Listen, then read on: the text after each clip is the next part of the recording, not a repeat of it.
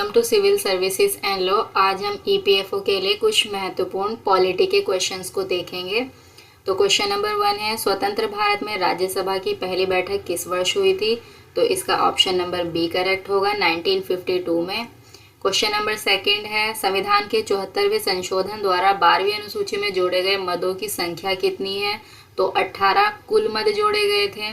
Question number 3, निम्नलिखित में से कौन संविधान सभा की महिला सदस्य नहीं थी? तो दक्षिणी वेलायुधन थी, बेगम एजाज रसूल थी, लीला रॉय थी, नेली सेनगुप्ता नहीं थी। क्वेश्चन नंबर 4, स्वतंत्र भारत की पहली कैबिनेट में विदेश और राष्ट्रमंडल संबंधों का पोर्टफोलियो किसके पास था? तो इसमें है जवाहरलाल नेहरू, इसका आंसर होगा।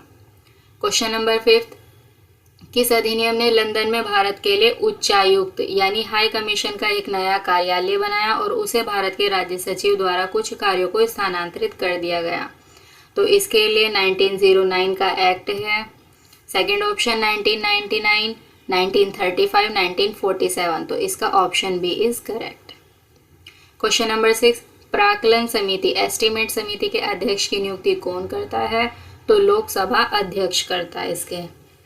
क्वेश्चन नंबर 7, जनहित याचिका की अवधारणा किस देश में उत्पन्न हुई? तो यूएस अमेरिका में इसकी अवधारणा सबसे पहले उत्पन्न हुई। निम्नलिखित में से कौन सा सर्वोच्च न्यायालय और उच्च न्यायालय दोनों के अधिकार क्षेत्र में आता है?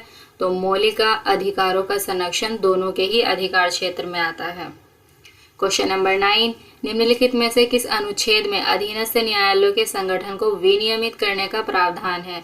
तो आर्टिकल 233 से 237, option number A is correct.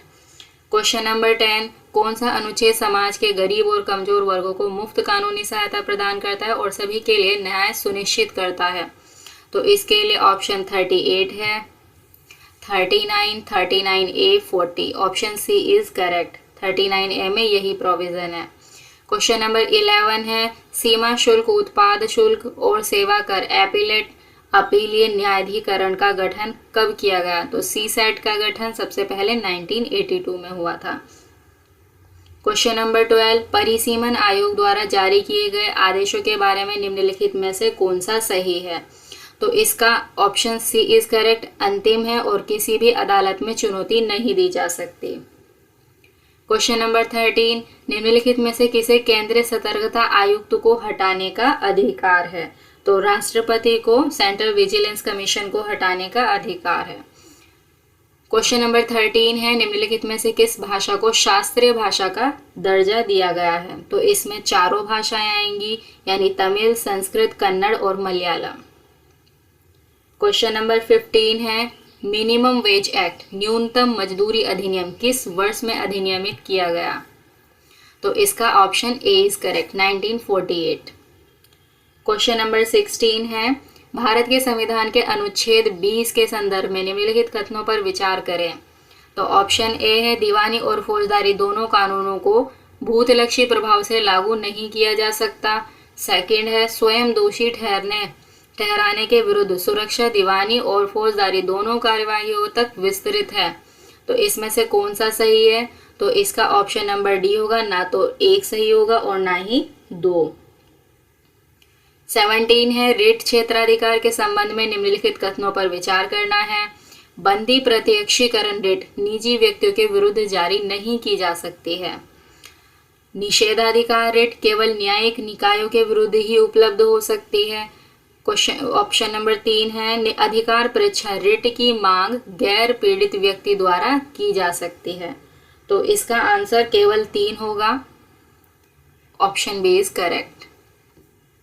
Next question है क्वेश्चन 18, भारतीय राज्य व्यवस्था में निम्नलिखित में से कौन सी अनिवार्य विशेषता है जो यह दर्शाती है उसका स्वरूप संघीय है? तो 18 का ए ऑप्शन होगा, न्यायपालिका की स्वतंत्रता सुरक्षित है।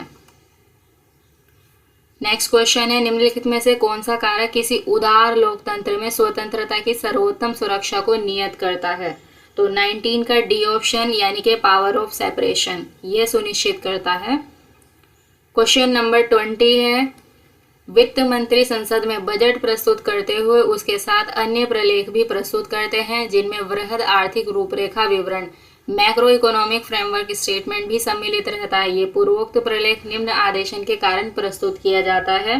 तो 20 का FRBM एक्ट होगा, यानी कि राजकोषीय उत्तरदायित्व एवं बजट प्रबंधन अधिनियम 2003 के प्रावधानों के कारण। यही प्रावधान राजकोषीय उत्तरदायित्व की भावना के साथ साथ बजट में खर्च की कटौतियों को सुनिश्चित करता है, ताकि सरकार अपना कम से कम अधिक से अधिक आय अर्जन कर सके।